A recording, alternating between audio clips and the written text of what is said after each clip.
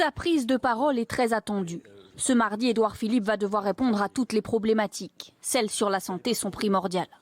En tête des priorités, les masques. Seront-ils obligatoires dans tout l'espace public ou alors uniquement dans les transports? Y en aura-t-il assez pour tout le monde? Ou les Français pourront-ils s'en procurer? Les tests également sont une des clés du déconfinement. Qui pourra bénéficier d'un test? Les Français testés positifs seront-ils automatiquement isolés? Autre gros dossier, l'école. Dans quelles conditions les enfants vont-ils être accueillis? Quelles vont être les consignes données aux professeurs et aux parents? Sur le travail, la règle du télétravail devrait être privilégiée quand cela est possible. Les entreprises attendent aussi la prise de parole du Premier ministre pour savoir comment s'organiser. En ce qui concerne les commerces, la réouverture sera-t-elle privilégiée partout sur le territoire ou d'abord dans les régions les moins touchées par le virus?